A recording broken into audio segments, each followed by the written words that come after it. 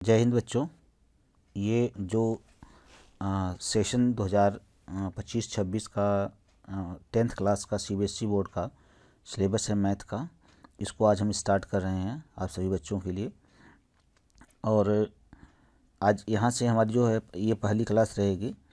तो यहाँ से क्लास को हम आगे बढ़ाने के पहले आपको बता दें कि जो चैनल है रिमोट स्टडी 1.0 आपको 1.0 के नाम से आपको मिल जाएगा यूट्यूब पे। तो इसको आप लोग सर्च कर सकते हैं रिमोट स्टडी 1.0, और इसमें चैनल पे जा कर के इसको आप जो है लाइक कर दीजिएगा, शेयर कर दीजिएगा और सब्सक्राइब कर दीजिएगा।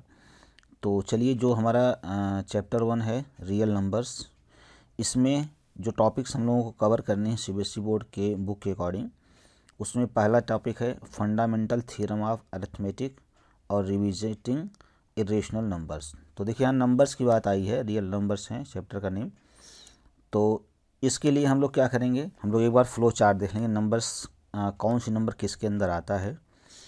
और अभी इसके आगे हम लोग चलेंगे तो यहाँ पे हम लोग इसका डिफिनीशन वगैरह भी देखेंगे कि नंबर्स कौन कौन सी क्या होती हैं और उसको हम लोग कैसे डिफाइन करते हैं। फर्स्ट ऑफ द ऑल यहाँ पे नंबर्स जो होती हैं इसको हम लोग फ्लो चार्ट के अकॉर्डिंग देख लीजिए।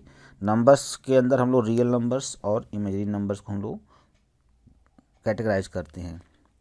उसके बाद जो रियल नंबर्स होती हैं, रियल नंबर्स के अंदर रेशनल नंबर और इरेशनल नंबर दो आते हैं, ठीक। फिर जब रेशनल नंबर के अंदर हम लोग कैटेगरी इसकी डिफाइन करते हैं तो वो फ्रैक्शंस और इंटीजर्स दो कैटेगरीज की आती हैं। तो जो इंटीजर होता है, इंटीजर के अंदर हम लोगों ने होल नंबर और निगेटिव नंबर दो हम लोग इसके अंदर डिसाइड करते हैं। और जो होल नंबर होता है उसके अंदर नेचुरल नंबर और उसके बाद आपका जीरो होता है। अगर इसको हम लोग नंबर लाइन पर रिप्रेजेंट करें, सपोज करिए कि ये आपकी नंबर लाइन है, ठीक। और नंबर लाइन पे आपका जो है ये हम लोग जीरो कंसिडर कर लेते हैं। एक एक यूनिट डिस्टेंस पर हम लोग यहाँ पे 1, 2, 3 एंड सो ऑन, इस तरह से हम लोग इसको राइट साइड में पॉजिटिव नंबर को डिफाइन करते हैं और लेफ्ट में हमारा क्या होता है -1 होता है, ये -2, -3 एंड सो ऑन, इस तरह से लेफ्ट में बढ़ता चला जाता है। तो ये जो हम लोगों ने यहाँ बताया होल नंबर्स यहाँ से स्टार्ट होता है, निगेटिव नंबर इस साइड में होता है। फिर नेचुरल नंबर्स आपके 1 से स्टार्ट होते हैं, जीरो बीच में होता है। जीरो नाइदर पॉजिटिव ना निगेटिव होता है, ठीक है, क्योंकि अगर हम लोग +0 की वैल्यू ले लेते हैं तो ये भी आपका जीरो ही आता है।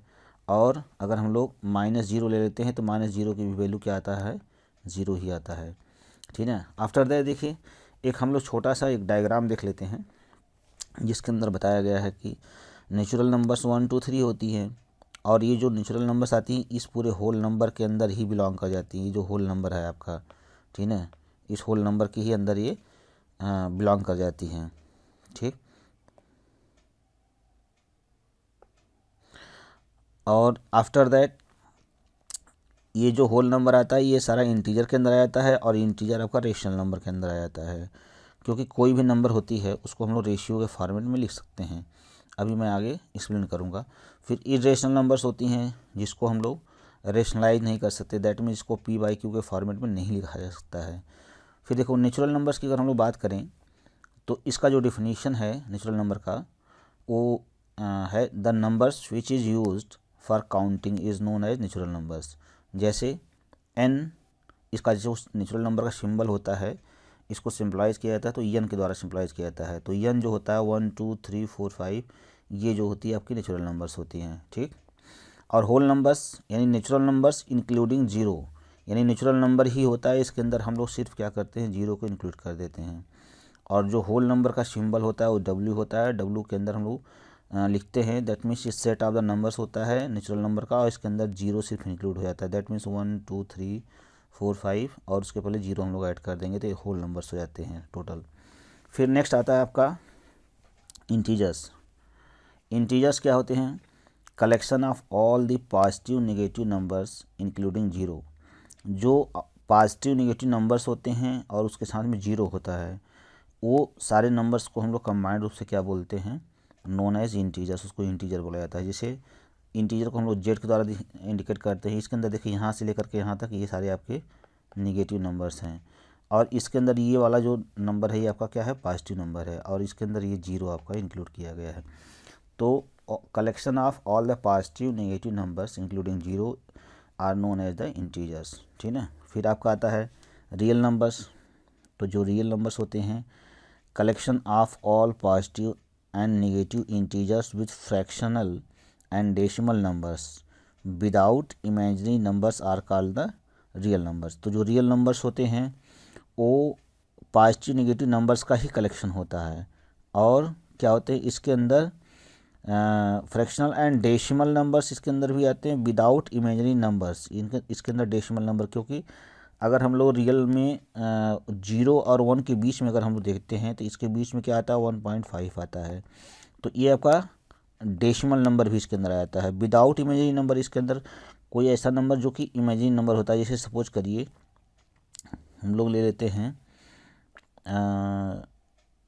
जिसकी अंडर रूट में अगर सपोज करिए हमने लिया -7, तो जो -7 है इसकी वैल्यू हम लोग रियल में कैलकुलेट नहीं कर सकते, बट अंडर रूट में अगर आप 9 ले लेते हो तो इसकी वैल्यू आप रियल में कैलकुलेट कर लोगे। तो ये जो नंबर होता है आपका, ये इमेजिनरी नंबर के अंदर कंसीडर किया जाता है, ठीक है। फिर आपका आता है rational numbers. Rational numbers any number which can be represented in the form of a fraction और रेशियो, जिसको हम लोग फ्रैक्शन के फॉर्मेट में या रेशियो के फॉर्मेट में लिखते हैं, कॉल्ड रेशनल नंबर्स को हम लोग रेशनल नंबर्स इंडिकेट करते हैं। या इसको दूसरे तरह से हम लोग डिफाइन कर सकते हैं, द नंबर्स या the number which can be written in the form of p/q where q is not equal to 0, जहाँ पे डिनोमिनेटर q 0 नहीं होना चाहिए, and p and q are real numbers, और p और q क्या होने चाहिए, रियल नंबर्स होनी चाहिए, इसकी वैल्यू एग्जिस्ट होनी चाहिए। रियल नंबर्स के अंदर 0, 1, 2, 3 एंड नेगेटिव पॉजिटिव सारे नंबर्स आते हैं। बस इसके अंदर रियल नंबर्स के बारे में डिफिनेशन बताया, बस इसके अंदर क्या होनी चाहिए, ऐसी वैल्यू नहीं आनी चाहिए जो कि रियल में एग्जिस्ट नहीं करती, उसको हम लोग कैलकुलेट नहीं कर सकते हैं, ठीक है। तो जैसे it is represented by symbol q, जो रियल नंबर्स होता है इसको हम लोग q के द्वारा इंडिकेट करते हैं। और इसका जो एग्जाम्पल यहाँ दिया गया है वो दिया गया 1/2 और 2/3 और 2/7 एक्सेट्रा। ये सारे नंबर्स जो होते हैं आपके रेशनल नंबर्स के अंदर आते हैं। फिर आपका आता है next irrational numbers.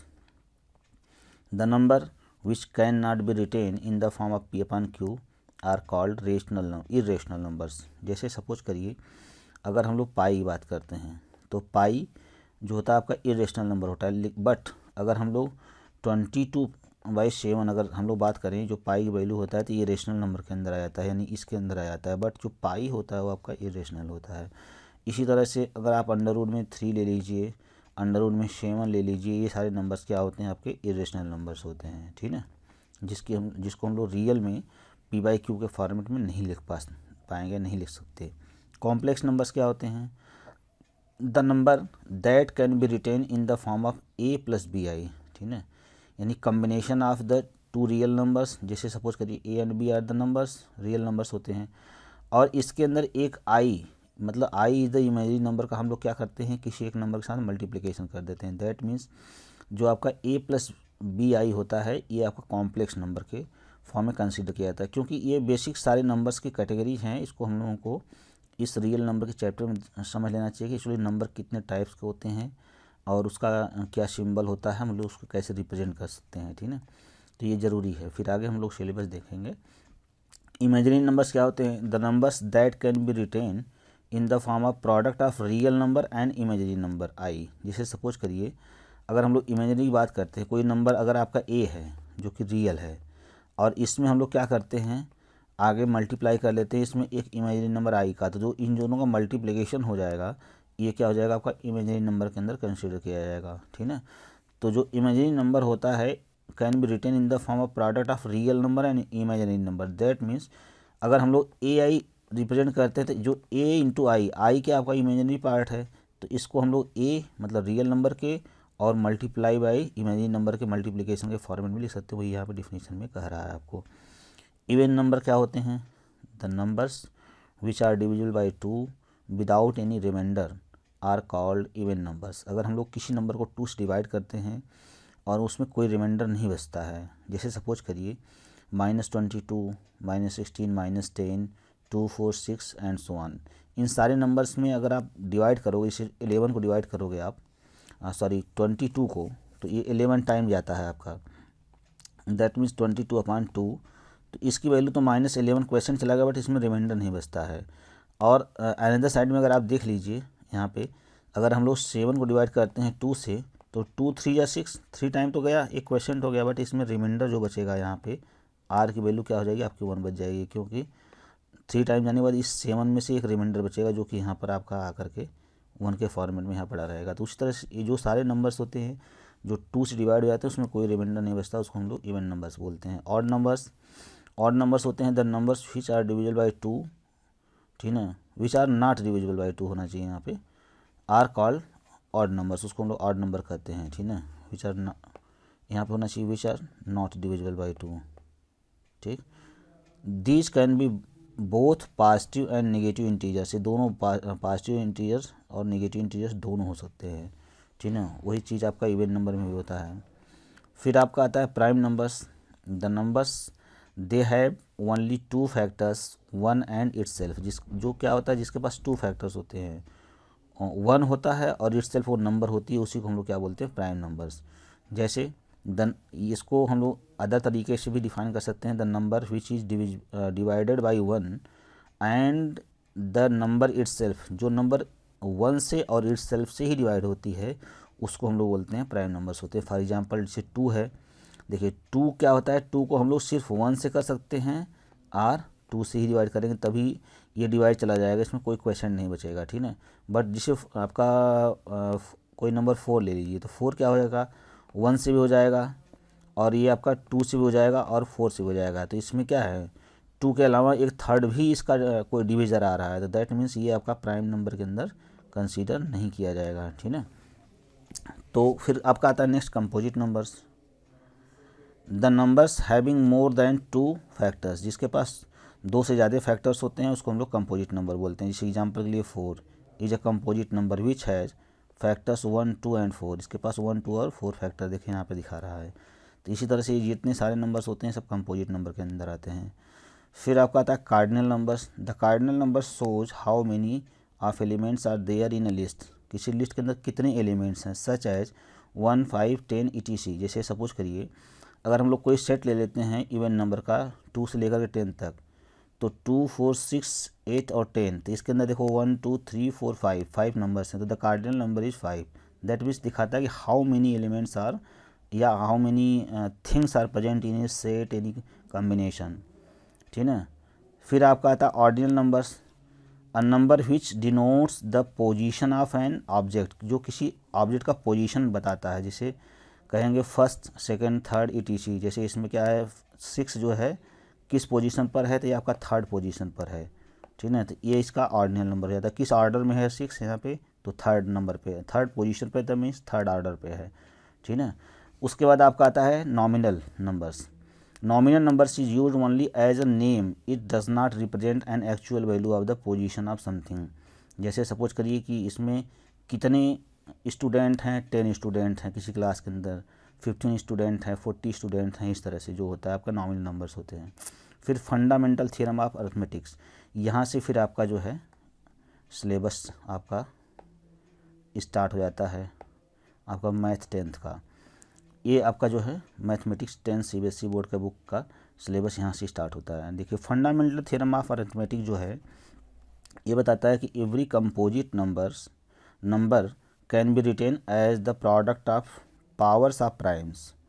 In fact, this statement is true and is called the fundamental theorem of arithmetic because of its basic crucial importance to the study of integers. Example, जैसे example दिया गया है कि 32,760 नंबर है, तो इसको हम लोग 2 × 2 × 2 × 3 × 3 × 5 × 7 × 13 के फॉर्म में लिख सकते हैं, जो कि 2 3 टाइम मल्टीप्लाइड है, that means 2 power 3, 3 2 time multiply है 3 पावर 2 हो जाएगा, फिर 7 है और उसके बाद आप 13 है। फिर आपका आता है थ्योरम, देखिए 1.2। अब जो थ्योरम है ये जो फंडामेंटल थ्योरम का कॉन्सेप्ट है इसी पर बेस्ड ये आपका जो है थ्योरम बनाया गया है। ये थ्योरम कहता है कि एवरी कंपोजिट नंबर, जो कंपोजिट नंबर्स होते हैं वो कौन से नंबर्स होते हैं जिसके मोर देन 2 फैक्टर्स होते हैं, can be expressed factorised as a product of primes, and this factorization is unique apart from the order in which the prime factors occur. It says that given any composite number, it can be factorized as a product of prime numbers in a unique way except for the order in which the prime occurs.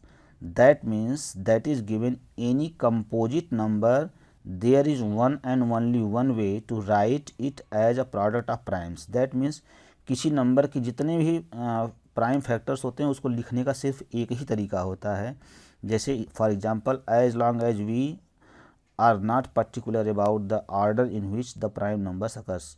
इसमें बता रहा है कि जो numbers के order हो सकते हैं वो क्या हो सकते हैं, आगे पीछे हो सकते हैं. दैट मीन्स ऑर्डर जो होते हैं वो किसी नंबर का बिफोर हो सकता है, किसी में हम लोग बाद में भी लिख सकते हैं. जैसे फॉर एग्जांपल यहाँ पे बता रहा है कि we regard 2 into 3 into 5 into 7, जो भी नंबर जनरेट होगी इससे, इस नंबर जो बन रही है इसको हम लोग 3 इंटू 5 इंटू 7 इंटू 2, देखो नंबर सब सेम है यहाँ पे दोनों, यहाँ पे बट यहाँ पे क्या है कि 7 को लास्ट था इसको पहले एक नंबर पहले बिफोर कर दिया, 5 को भी एक नंबर बिफोर कर दिया, 2 को लास्ट में कर दिया, और जो 3 था इसको स्टार्टिंग में कर दिया. बट सारे नंबर सेम है क्योंकि जो नंबर इससे जनरेट होगी इसके प्राइम फैक्टर यही बनेंगे, बट इसके आर्डर से कोई डिफरेंस इसमें नहीं होता. यही आपका बताता है fundamental theorem of arithmetic.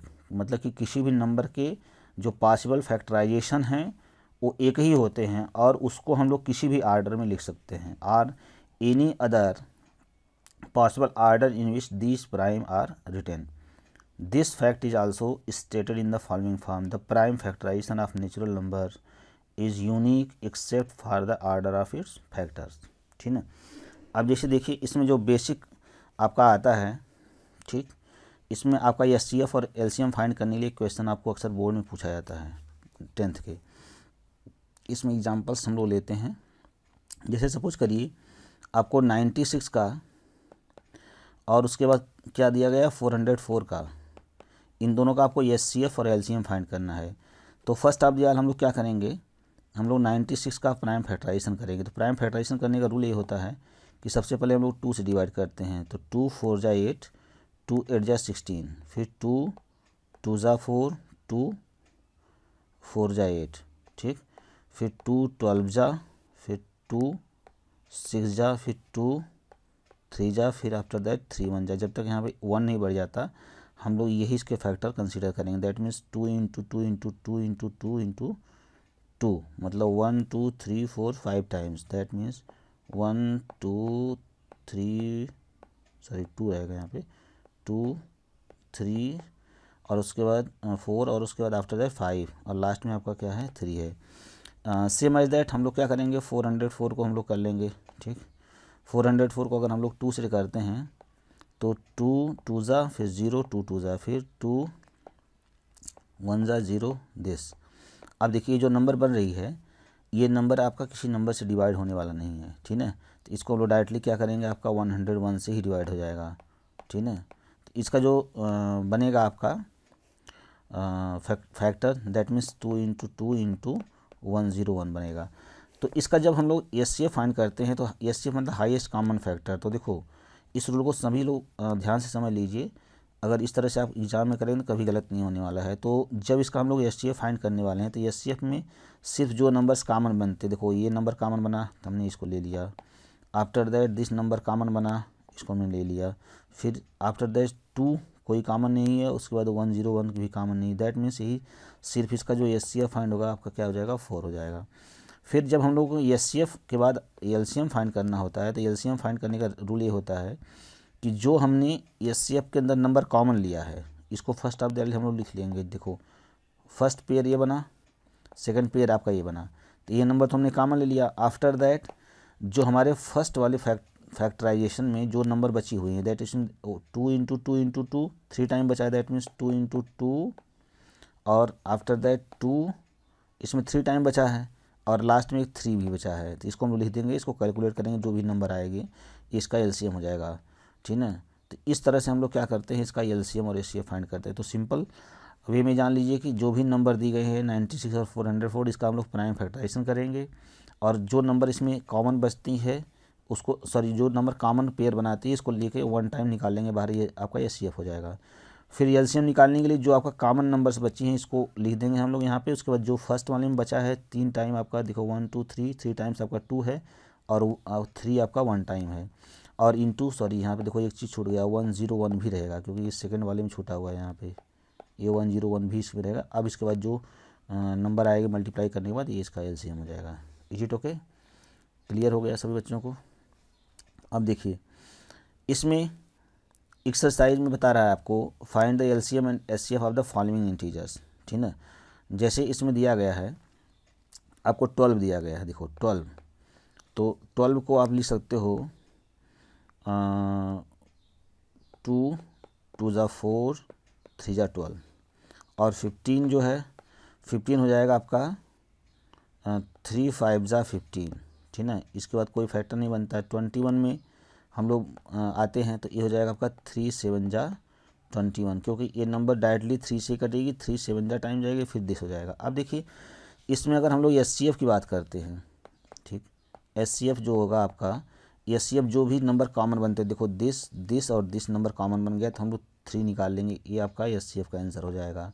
After that हम लोग क्या करते हैं, एलसीएम। अभी हमने ऊपर रूल बताया कि एलसीएम निकालने के लिए हम लोग क्या करते हैं, फर्स्ट ऑफ द जो नंबर्स कॉमन बनती है, दैट मीन्स देखो 3 3 3 कॉमन बना, इसको हमने निकाल लिया बाहर। आफ्टर दैट फर्स्ट वाले में जो बचा हुआ है, देखो इसमें ये नंबर बची हुई हैं दोनों, तो इसका मतलब 2 × 2 इसमें लिख लोगे आप।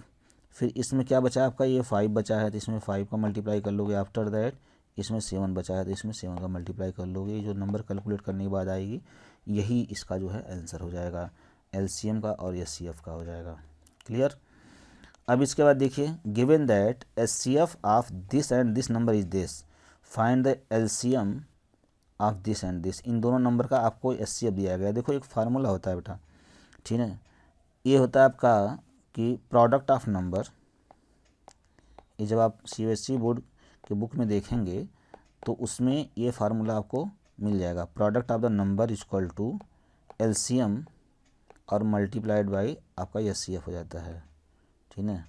एलसीएम और एचसीएफ का मल्टीप्लिकेशन हो जाता है, ठीक।